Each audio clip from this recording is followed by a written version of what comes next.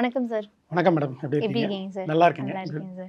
Sir இப்போ இந்த SIF அப்படின்னு சொல்லுவாங்க, ஸ்பெஷலைஸ்டு இன்வெஸ்ட்மெண்ட் ஃபண்ட். அப்படின்னா என்ன சார்? இது வந்து மியூச்சுவல் ஃபண்ட்ஸா இருக்கட்டும், ஏஎஃப் இருக்கட்டும், அதே மாதிரி இப்போ இந்த பிஎம்ஸ் அப்படின்னு சொல்லுவாங்க. ஸோ இதுல இருந்து இந்த எஸ்ஐஎஃப் எவ்வளோ டிஃபர் ஆகுது, டிஃப்ரெண்டா இருக்கு சார்? சரி, 2025 ஏப்ரலில் வந்து செபி புதுசாக ஒரு ஃபண்டை வந்து லான்ச் பண்ணாங்க.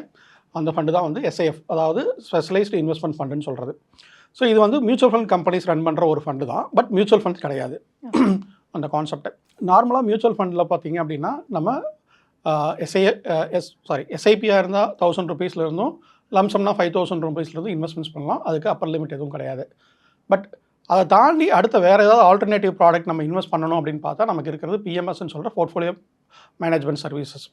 இது குறைஞ்சபட்ச இன்வெஸ்ட்மெண்ட்டே வந்து பார்த்திங்கன்னா 50 லட்சத்துலேருந்து தான் ஸ்டார்ட் ஆகும்.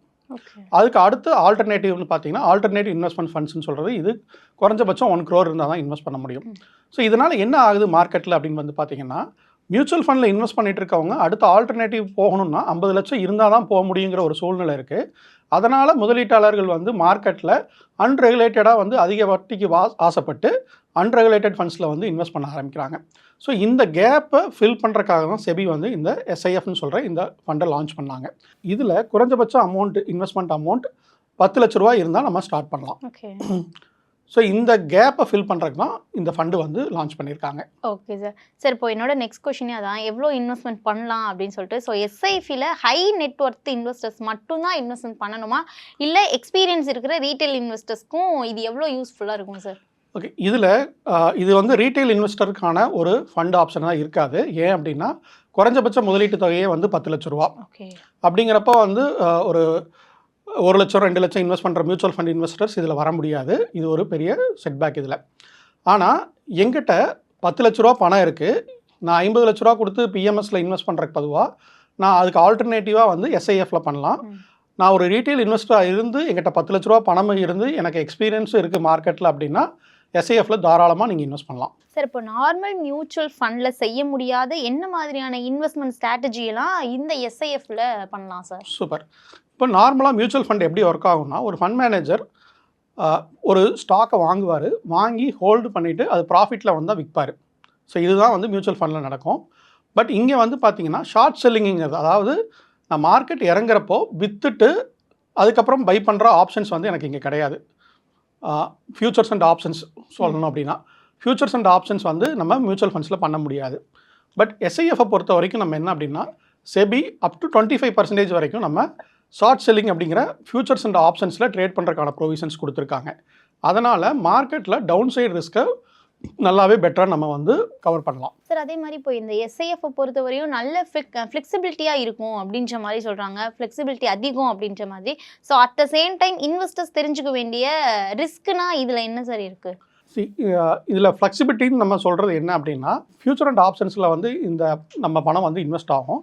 ஸோ இந்த ஃபியூச்சர் அண்ட் ஆப்ஷன்ஸ் வந்து எப்படி ஒர்க் ஆகுதுங்கிறது இன்வெஸ்டர் தெரிஞ்சிருந்தால் பெட்டராக இருக்கும் அவங்களுக்கு.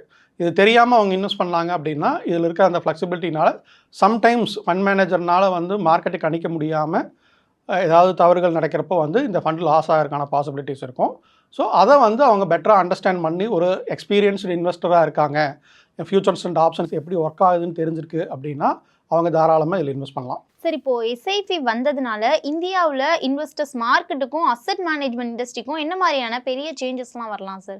சார், மியூச்சுவல் ஃபண்ட் இண்டஸ்ட்ரி வந்து இந்தியாவில் லான்ச் பண்ணப்போ வந்து அது வளர்றதுக்கு வந்து ரொம்ப டைம் எடுத்தது. ஒரு சமீபத்து காலத்தில் தான் வந்து மியூச்சுவல் ஃபண்ட் வந்து ரொம்ப பாப்புலரிஸ்ட்டுக்கு ஒரு இன்வெஸ்ட்மெண்ட்டாக வந்துட்டுருக்கு. மக்களும் ஆர்வத்தோடு இதில் இன்வெஸ்ட்மெண்ட் பண்ணிட்டு வராங்க. பட் இன்றைக்கி இருக்கிற டெக்னாலஜிஸ், மீடியாஸ் இதெல்லாமே இருக்கிற காலகட்டத்தில் எஸ்ஐஎஃப் அப்படிங்கிறது அடுத்த ஒரு ஆல்டர்னேட்டிவ் இன்வெஸ்ட்மெண்ட்டாக வந்து சீக்கிரமாக ஒரு பெரிய வளர்ந்த மார்க்கெட்டாக வரக்கான பாசிபிலிட்டிஸ் நிறையவே இருக்குது. ஸோ அதனால் கம்பெனிஸ்க்கும் சரி முதலீட்டாளர்களுக்கும் வந்து டைவர்சிஃபைட் பண்ணுறக்கான ஒரு பெரிய ஆப்பர்ச்சுனிட்டிஸ் இதில் நல்லாவே இருக்கும். சார், இப்போ மார்க்கெட் வாலட்டைலில் இருக்கிறப்போ அந்த சிச்சுவேஷனில் நார்மல் மியூச்சுவல் ஃபண்ட்ஸை விட எஸ்ஐபி நல்ல ரிஸ்க் அண்ட் அட்ஜஸ்ட் ரிட்டர்ன்ஸை தருமா சார்? கண்டிப்பாக. நார்மல் மியூச்சுவல் ஃபண்டில் வந்து ஒரு ஃபண்ட் மேனேஜர் ஒரு ஸ்டாக்கை வாங்குறாரு அப்படின்னா அவர் க்ரோ ஆகிற வரைக்கும் வெயிட் பண்ணணும். இன்பிட்வீன் மார்க்கெட்டில் வந்து அதில் கரெக்ஷன்ஸ் வருது அப்படின்னா அந்த ஸ்டாக்கோட வேல்யூ கம்மி ஆகலை, அந்த போர்ட்ஃபோலியோவும் கண்டிப்பாக வந்து குறையும். ஸோ திரும்ப அது ரெக்கவரி ஆகிற வரைக்கும் வெயிட் தான் பண்ணணும். பட் எஸ்ஐஎஃப்பை பொறுத்த வரைக்கும் செபி என்ன கொடுத்துருக்காங்கன்னா 25% வரைக்கும் நீங்கள் ஷார்ட் செல்லிங் அலோவ் பண்ணுறாங்க. ஷார்ட் செல்லிங்கிறது ஃபியூச்சர் அண்ட் ஆப்ஷன்ஸில் ஃபியூச்சர்னால் நீங்கள் வந்து ஒரு கான்ட்ராக்டை செல் பண்ணிக்கலாம். செல் பண்ணிவிட்டு மார்க்கெட் ஒலட்டையில் வந்து நீங்கள் ப்ராஃபிட் சம்பாதிக்கிறதுக்கான பாசிபிலிட்டிஸ் நிறையவே அதில் இருக்குது. ஈவன் ஆப்ஷன்ஸையும் நம்ம ட்ரேட் பண்ணலாம். நான் வந்து மார்க்கெட் கீழே இறங்கு அப்படின்னா நான் ஆப்ஷன்ஸை நான் ட்ரேட் பண்ணி அதுலேயும் பணம் சம்பாதிக்க ஆரம்பிக்கலாம்.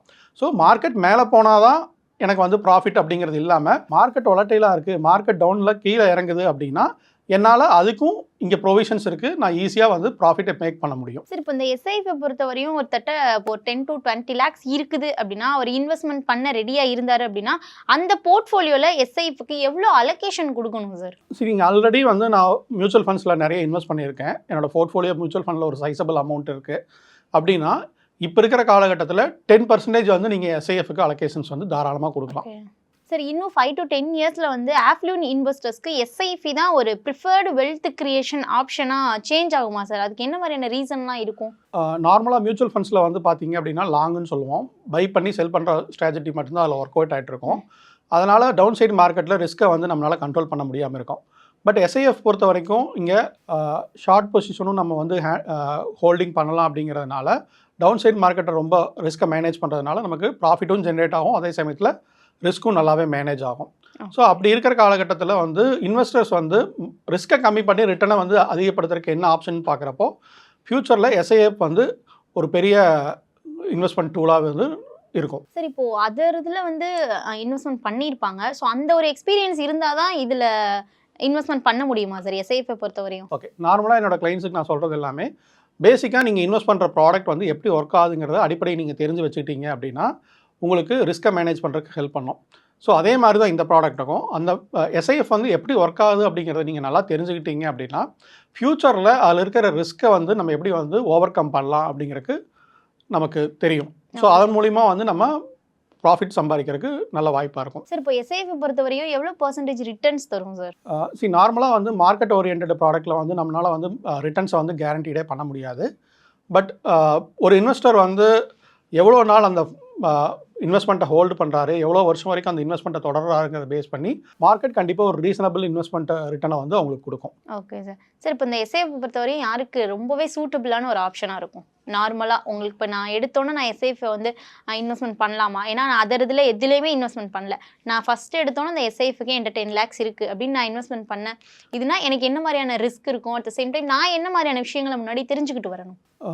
நார்மலாக வந்து நீங்கள் இன்வெஸ்ட்மெண்ட்டுக்கே நீங்கள் மார்க்கெட் ஓரியன்ட் ப்ராடக்ட்டுக்கே நீங்கள் புதுசாக இருக்கீங்க அப்படின்னா நார்மலாக வந்து நாங்கள் ரெக்கமெண்ட் பண்ணுறது வந்து மியூச்சுவல் ஃபண்ட்ஸில் இன்வெஸ்ட் பண்ணுங்கள், அதில் நிறைய கற்றுக்கோங்க, அதுக்கப்புறமா வந்து நீங்கள் அடுத்த கேட்டகரிக்கு மூவ் ஆகலாம் அப்படிங்கிறது தான். எடுத்தோடனே வந்து கொஞ்சம் ஹை ரிஸ்க் இருக்கிற ப்ராடக்ட்டில் இன்வெஸ்ட் பண்ணுறதை விட கொஞ்சம் லோ ரிஸ்க் இருக்கிற ப்ராடக்ட்டில் இருந்து நீங்கள் கற்றுக்கிட்டு அதுக்கப்புறம் இன்வெஸ்ட் பண்ணீங்க அப்படின்னா உங்கள் பணம் ரொம்ப சேஃபாக இருக்கும். Thank you sir. Thank you ma'am. மேலும் ஈடி தமிழ் சேனல்ல வரப்போகும் பிசினஸ் மற்றும் அது ரிலேட்டடான வீடியோவை பார்க்க உடனே கீழே இருக்க சப்ஸ்கிரைப் பட்டனை கிளிக் பண்ணுங்க.